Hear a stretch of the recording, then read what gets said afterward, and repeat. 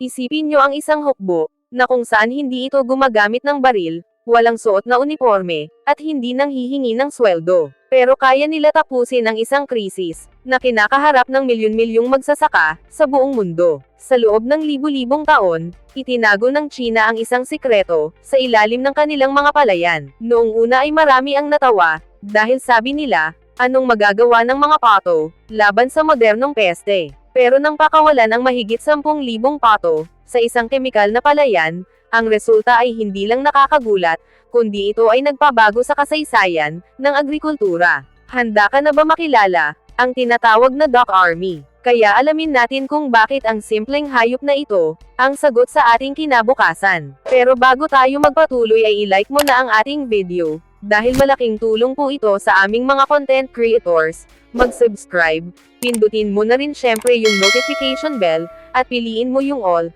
para palagi ka updated, sa ating mga latest videos. Ang krisis ng kemikal. Sa loob ng maraming dekada, ang bansang China ang naging sentro, ng Green Revolution. Para mapakain ang mahigit 1.4 bilyong tao, gumamit sila ng tone-toneladang synthetic fertilizers, at mga pesticide. Ang resulta, ang lupa ay naging tuyot, ang mga tubig ay nalason, at ang mga insekto, ay naging immune na sa lason. Kaya dito nagsimulang maghanap ang mga dalubhasa ng paraan, para maisalba ang kanilang mga palayan, nang hindi gumagamit ng kemikal. Ang pagbabalik ng tradisyon, ang rice duck farming. Dito pumasok ang konsepto, ng integrated rice duck farming system. Hindi na ito bago, dahil mahigit 600 taon na itong ginagawa, noong panahon pa ng Ming Dynasty, ngunit kinalimutan, dahil sa modernong teknolohiya. Ngayon sa tulong ng mga siyentipiko, muli itong binuhay, sa malawakang scale. Ang ideya ay simple pero henyo,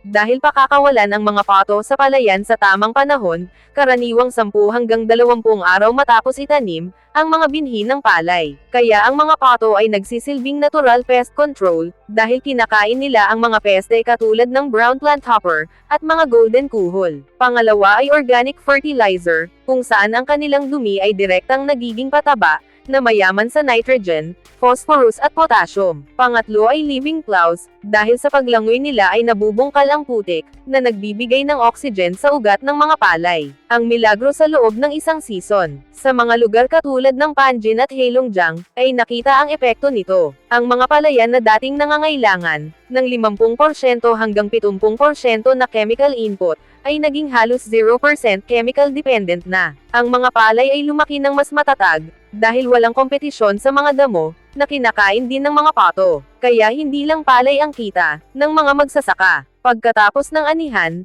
ang mga pato ay lumaki na rin at handa ng ibenta, bilang organic meat. Ito ang tinatawag na double income sa iisang lupain, isang ecosystem ito kung saan ang basura ng isa, ay pagkain ng iba. Ang hamon at siyensya. Bakit shock the world? Ito ay dahil napatunayan ng bansang China, na ang nature-based solutions ay kayang tapatan, ang chemical-based farming. Sa bawat ektarya, ang mga pato ay nakakabawas ng greenhouse gas emissions, dahil sa kanilang paggalaw sa tubig na humahadlang sa anaerobic decomposition, ng organic matter. Ang pagkakaiba, ay kung bakit mas matalino ang rice duck farming. Upang lubos natin maunawaan, kung bakit ito tinatawag na shocker sa mundo ng agrikultura, ay kailangan natin ihambing ang lumang sistema ng paggamit ng kemikal, sa natural na paraang ginagawa ngayon sa China, at maging sa Pilipinas. Una sa lahat ay pag-usapan natin ang pest control, o ang pagsugpo sa mga peste. Sa tradisyonal na paraan, ang mga magsasaka ay gumagastos ng malaking halaga,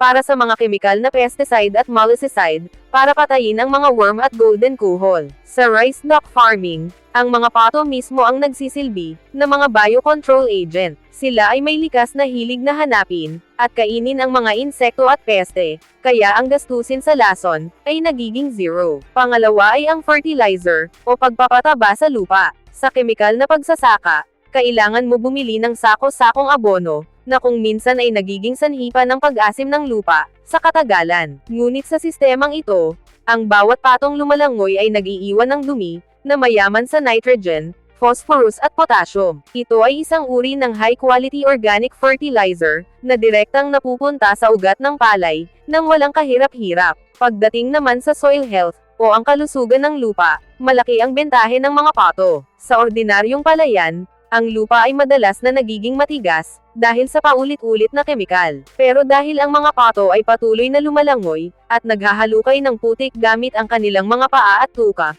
kaya nagkakaroon ng tinatawag na soil aeration. Pinapasok nito ang oxygen sa ilalim ng lupa, na nagpapatatag sa ugat ng palay, para hindi ito madaling matumba sa hangin. Pang-apat ay tingnan natin ang income source, o ang kita ng mga magsasaka. Sa lumang sistema, palay lang ang inaasahang aanihin, pagkatapos ng ilang buwan. Pero sa rice duct system, ang magsasaka ay mayroong tinatawag na integrated income. Bukod sa ani ng mga palay, mayroon din siyang itlog at karne ng pato, na pwedeng ibenta sa mas mataas na presyo, dahil ito ay organic, o walang halong kemikal. At huli sa lahat, ang epekto sa environment. Ang mga kemikal na ginagamit sa tradisyonal na pagsasaka, ay dumadaloy sa mga sapa at ilog, na nakakalason sa ating mga yamang tubig. Sa sistemang ito ng China, ang buong proseso ay eco-friendly. Nakakatulong pa ang mga pato, na bawasan ang paglabas ng methane gas mula sa palayan, na isa sa mga sanhi ng climate change. Sa madaling salita, hindi lang busog ang tao, kundi ligtas pa ang ating kalikasan. Ang konteksto sa Pilipinas, hindi lang bansang China ang gumagawa nito, dahil maging sa Pilipinas, ang PhilRice at Department of Agriculture ay matagal nang isinusulong ang sistemang ito, sa mga probinsya kagaya ng Davao, Zamboanga, at Cagayan Valley. Tinatawag itong Dock Rice Integrated Farming, at sa ating bansa ay malaking tulong ito, para sa mga maliliit na magsasaka na hindi kayang bumili, ng mahal na abono at lason. Ang hamon lang sa atin, ay ang proteksyon laban sa mga predator, katulad ng sawa o ligaw na aso, at ang pagsisiguro na ang mga pato, ay hindi tatapak sa mga murang palay. Pero kung susundin ang tamang sistema, ang Pilipinas ay pwedeng maging susunod, na organic rice hub ng Asia. Ang siyensya sa likod ng kwak, bakit pato, at hindi ibang hayop. Marami ang nagtatanong kung bakit pato ang pinili, at hindi manok o baka. Ang sikreto ay nasa kanilang web feet, o yung hugis ng kanilang paa. Kapag ang pato ay lumalangoy, sa pagitan ng mga hanay ng palay,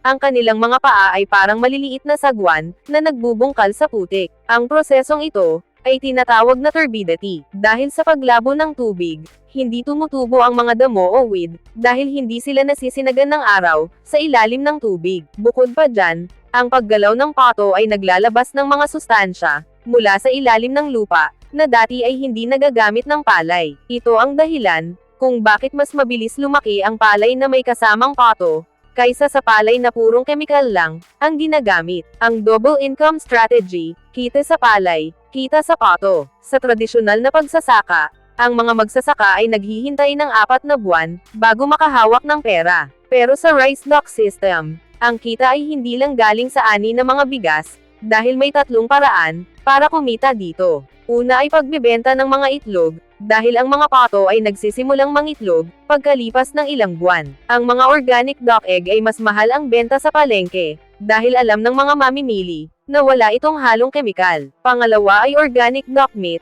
dahil pagkatapos ng anihan ng palay, ang mga pato ay matataba na at handa na ring ibenta, bilang lechon itik o duck confit, sa mga restaurant. Pangatlo ay bawas gastos sa abono, dahil ayon sa pag-aaral, nakakatipid ang mga magsasaka ng hanggang 15,000 piso, hanggang 20,000 piso bawat ektarya, dahil hindi na nila kailangang bumili ng pesticide, at mamahaling urea. Mga hamon at secret tips, para sa mga magsasaka. Hindi rin biro ang pag-aalaga ng duck army, dahil may mga kailangang sundin, na golden rules. Una ay tamang oras, kung saan wag sila pakakawalan, kung masyado pang bata ang palay, dahil baka makain nila, ang mismong panla. Ang sweet spot ay 15 araw, pagkatapos itanim ang palay. Pangalawa ay tamang bilang, dahil hindi pwedeng sobrang dami ng pato, dahil baka masira na nila ang palayan. Ang ideal na bilang ay 200 hanggang 400 na pato, bawat ektarya. Pangatlo ay proteksyon, dahil kailangan ng net fencing, sa paligid ng bukid.